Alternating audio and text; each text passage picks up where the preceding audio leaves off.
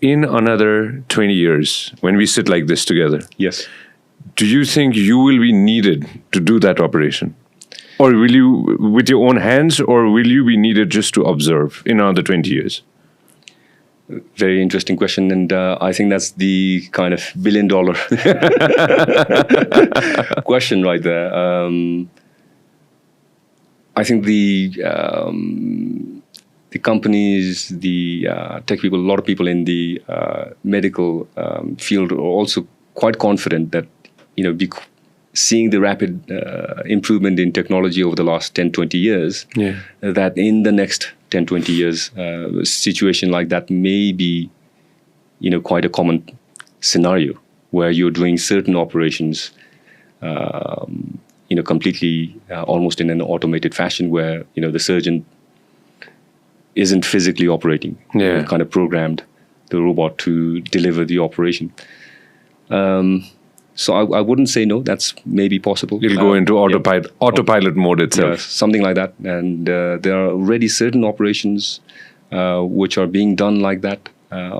So like which ones?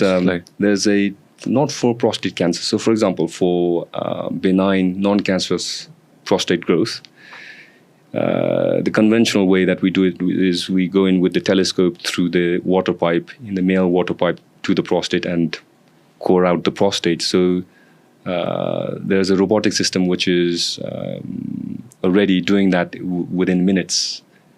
Without human interference? Without, during the operation. Something that would normally take 45 minutes, 60 minutes to do, with the surgeon actually scraping out the prostate to bore out the prostate to create the improved water flow, urine flow. So that kind of operation is already being done. And this is already clinically approved. And maybe, a commonplace in the next 5 years, even Nepal, India, too. So that's a different kind of operation, but there are certain operations where, that could be applicable. Okay, so let me pick your brain on something else. Do you think with the help of artificial intelligence, whatever knowledge you've gained in the past almost 48 years of your life, right? Yes. That knowledge and the knowledge of combined professionals from all around the world can be put into this system, and maybe the system could just do it by itself in another few decades. I don't say, I wouldn't say that's not possible. I think that, that may be possible. Where there is no doubt is in terms of diagnostics. That's already proven itself in certain scenarios, contexts. For example, AI in pathology or radiology, where the pathologist needs to, for example, I send them a piece of kidney or a piece of prostate, and they need to kind of look at different slices, spend hours going through it, making sure that it's exactly what they report. So they apply a lot of different staining, and there's a lot of, it may take a few days to kind of do that, and then it may take them a few hours to actually do a detailed report. That process is already being kind of streamlined and made more efficient through AI.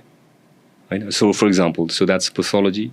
So for example, in radiology, looking at X-rays, CTs, MRIs, because if the AI system can categorize it into, okay, this is clearly normal, which may be 90% of the cases. Let's say, for example, out of 100 X-rays, 90% of them are completely plumb normal. There's no way that they can be. So through the deep data and through all the information that they have, they can categorize it, confidently into no need for the radiologist here because it's all normal, right?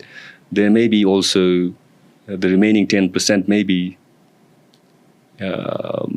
something that the radiologist needs to look at. So they can kind of flag up those 10% of cases to say, okay, well, clearly, 1 or 2% of these are clearly severe, abnormal. This is significantly abnormal.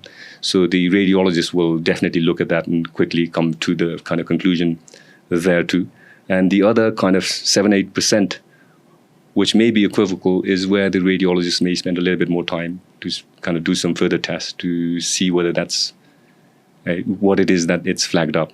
So that's where I think it will be extremely efficient in the coming decade. So it's just making the life of the, let's say for now, since we're talking about the radiologist, he or she, their life easier, so that they could actually spend time on things where they're actually needed. Yeah. And just get rid of the ones which you're like, all right, these people are fine. Normal, yeah. Interesting. I saw a video, this is some time ago, of a breast cancer. I don't know if you've seen this or not, where the AI detected that this person's going to probably have breast cancer in the X amount of years, but automatically detected breast cancer. What do you call it? I don't know what it's called. A lump, if I'm not mistaken. Mm-hmm. The AI system detected it. So that tech we already have. Yeah, that's amazing. That's the kind of improvement in the technology that's already here. So, there you go.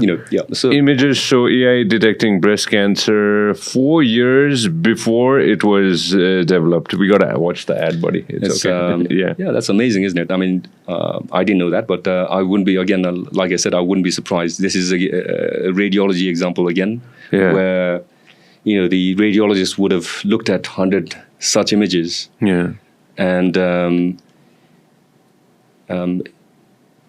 कुनै पनि अब त्यो स्टेजमा पुग्नको लागि चाहिँ हैन, it's a natural history in the progression of the cancer. So it starts at a kind of almost non-visible, microscopic level, cellular level, which isn't at that stage evident on any mammogram or ultrasound or X-ray or whatever. I mean, it's just not going to be possible, right? Yeah. It needs to be a certain size and with a certain characteristic for it to be flagged up by the trained eye. So, but if you already have, through millions of such information data, the AI kind of applications applied to it, to be able to spot that is amazing. Right, exactly. Right now in 2025, we're in a time when they can just go ahead and AI could pick this up. Yeah. My question was earlier, by 2050, the robot's going to be doing its own thing. That's going to be insane. Let's say I have what's the most common operation that happens in the world? What's one of the most common ones? So lap chole, for example. So cholecystectomy may be a hernia operation or cholecystectomy gallbladder operation. Appendix. Pitta thailiko. So I think that's one of the most common operations in GI surgery. Let's say a suture, right? I cut my finger. I cut my finger on a cycling accident. What do you call it? 15 to 20 years ago. I had 4 stitches here. Some gentleman in the emergency room is like, well, let's fix you up. Boop, boop, boop. Done. Right? Yeah. Maybe in the future, if I have a cut like this, I could just put it in a machine and just get it done. Yeah, maybe. I think that's that may well be the case. I wouldn't be too surprised. Like I think 20 years ago, the example that you just gave in terms of the breast lump or very kind of almost subclinical lump that most people would miss, most even trained radiologists would miss being detected by AI. So why is this not going to be possible? I think it may be possible in 10, 20 years' time where I'll probably have a better scar, a fine-looking scar, not a roughed-up one that was done quickly. Let's fix you up right away. I did this without any, local anesthesia. Nothing. Yeah, sometimes the local itself is more painful than actually putting a few stitches. Yeah, I'm not going to name the hospital, but they looked at it and they were like, is it hurting? Yeah, well, we gotta fix you up right away. So let's just get into it and let's just get it done. No, very interesting. Let me come back. So you went to the US. You obviously got trained in this. You got in the UK. You got trained into it. What made you actually see? You had a good life. You have a good life. You had a very great life in the UK too. What made you switch and decide to be like, all right, let's see if we could do this in Nepal and come back? Yeah, a number of different reasons. I think I've always wanted to come back to Nepal. तपाईले हाम्रो clip एकदमै enjoy गर्नुभयो होला अब पुरै video हेर्नको लागि चाहिँ युट्युबमा सब्स्क्राइब गर्न नबिर्सिनु होला